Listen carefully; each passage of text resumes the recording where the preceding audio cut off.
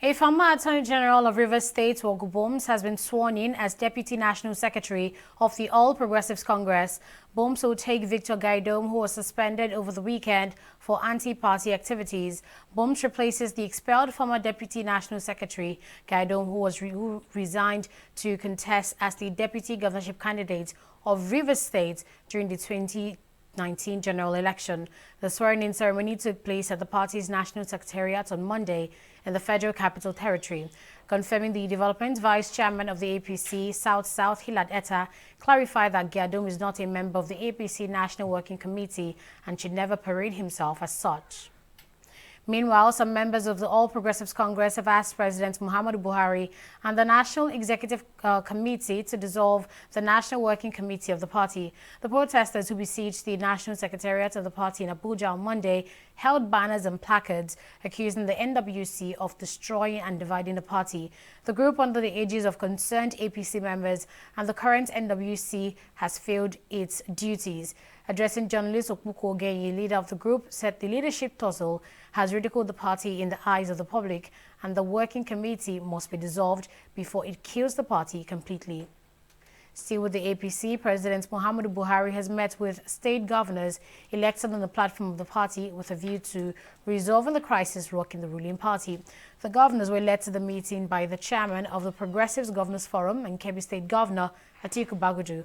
Others in attendance include Plateau State Governor Simon Lalong and his Jigawa State counterpart Abubakar Baduru. The federal government has summoned the Charge Affairs of the High Commission of Ghana to Nigeria, Eva Dunu, over the demolition of parts of the Nigerian embassy in Ghana. Minister of Foreign Affairs Geoffrey Onyema made this known on Monday. The minister noted that Nigeria has asked the ambassador to give an urgent explanation on the recent attacks on apartments in the country's High Commission in Accra. Unidentified armed men had attacked the building in Accra, the capital city, on Friday, demolishing some parts of the apartment under construction. Both the Nigerian and Ghanaian government has condemned the attack, vowing to fish out the perpetrators. Let's take a break here and we'll be right back. To stay with us. In the last 3 years, we have built a multi-purpose center, which is the envy of all in our constituency. And I can tell you that the people who are living there are already enjoying it. Guy, do you think what this man just said is true? See, I seriously doubt. I'm sure it's one of those their silly lies. Wait, do you know there's a way to find out if these things he's saying is true or not? This is the Construct app. It gives people like us a sure way to track implementation of constituency projects. It gives valid and verified information on location of projects, amounts allocated, amount funded, the level of job done, and even the profiles of concerned legislators. You and I can post directly on this app. Are you serious? This is the Go-To app if you want to know how our Commonwealth is being expanded by the government. Wow. Let's even see if what this man said is true. Show me. The Construct app is developed by Other Paper Nigeria with support from USAID and is available on both Google Play Store and Apple Store. And it's true. Of course, I told you. On TV360, we don't just ask the questions. What is wrong with amending the Constitution the way the National Assembly members have been doing it? We seek answers. Constitution is constituent.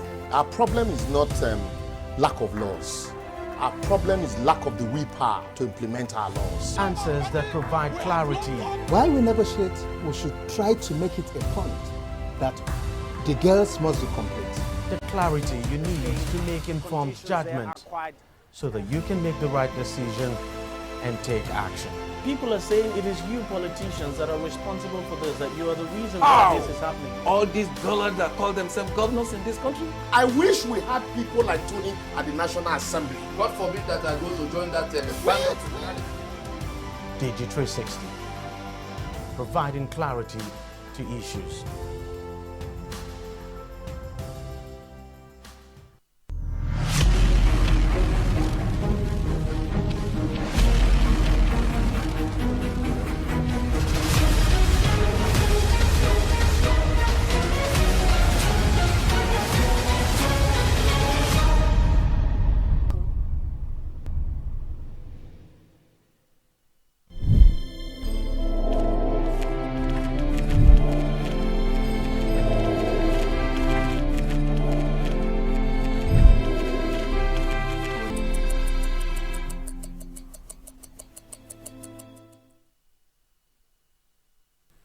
Coronavirus frontline workers have begun a protest in Abuja over the non-payment of their hazard allowances.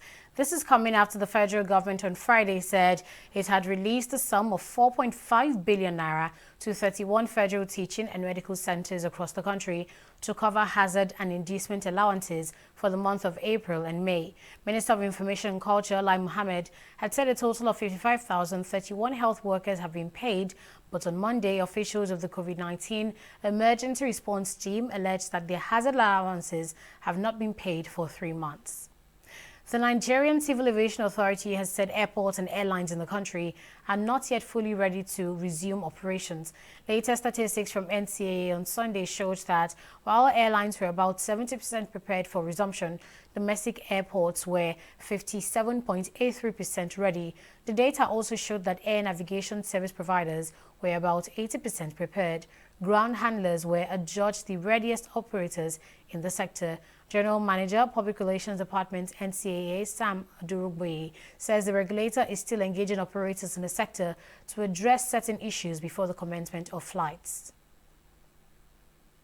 The World Health Organization has said the novel coronavirus pandemic is still accelerating and its effect will be felt for decades. WHO Director General Tedros Ghebreyesus said this when addressing an online conference on Monday.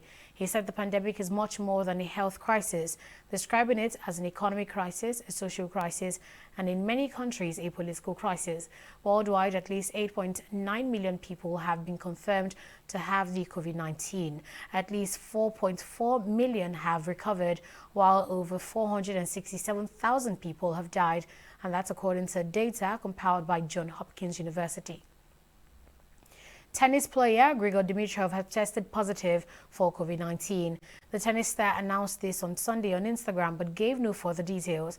The three-time Grand Slam semi-finalist, who ranks number 19, is the highest profile player to contract the virus. This has led to the cancellation of an exhibition event in Croatia where top-ranked Novak Djokovic was scheduled to play. We'll take a break here and we'll be right back to stay with us.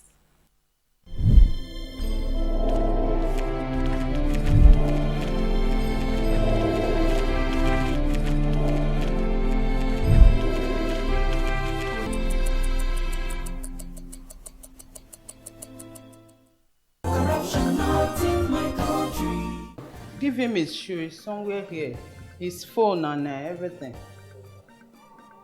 Don't do like that again. No. Thank you. So, bye-bye. Hey, Oga, where do you think you are going? Oh, you never shake body. Eh? You never shake body. Shake body, see? Huh? You never shake body. Eh? Never shake body. I don't get combo for my body. You go take for here. Sit down there. Down. What's this man still doing here? They say I should shake body. I shake body, I shake body. They say I should do it. And I say I don't get color. You are asking for money. Sorry, ma'am. Asking for money to bail a suspect is an act of corruption. Both of you will be punished. Corruption is not allowed within the force. Remember, police is your friend. Giving and taking bribe is wrong. corruption not in my country. Stop corruption now. Corruption not in my country.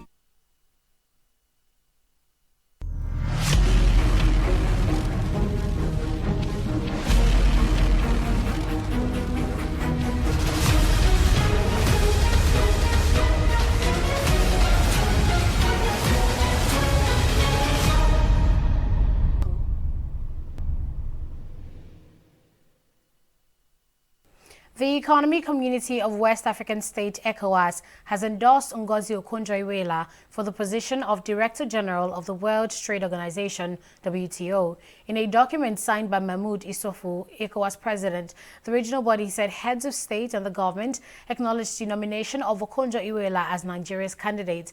On June 4, President Muhammadu Buhari approved the nomination of Okonjo-Iweala, former coordinating minister for the economy, for the top WTO job. ECOWAS called on other African countries to back Okonjo-Iweala, who is often referred to as a fearless reformer. Okonjo-Iweala's nomination has been commended by top officials, including Ellen Johnson Sirleaf, former Liberian president. Prosecutors at the International Criminal Court (ICC) say grave errors were made in acquittal last year of former Ivory Coast President Laurent Gbagbo as they begin their bid to overturn the decision at an appeal hearing on Monday. The ICC, the world's first permanent war crimes court, said in January last year that prosecutors had failed to prove any case against Gbagbo. Prosecutors at the Hague-based court in the Netherlands have appealed the decision mainly on procedural grounds, arguing that there were legal faults with the way the decision was announced and the way evidence was assessed. They have said they will seek a retrial for Gbagbo on charges of crimes against humanity for his role in post-election violence in Ivory Coast in 2010 to 2011. Monday's hearing was streamed online as the ICC is closed due to measures aimed at curbing the spread of COVID-19. Spanish top-flight side Real Betis have sacked coach Joan Federer, also known as Ruby, just 3 matches into the resumption of La Liga. Saturday's 1-0 defeat at Atletico Bilbao left the club 14th in the table, 8 points clear of the relegation places with 8 matches to play. Sports director Alexis Trujillo, who played more than 220 games for Betis, will take over until the end of the season, with Betis next in action against bottom club Espanyol on Thursday. And that's it on the newsroom. Bye for now.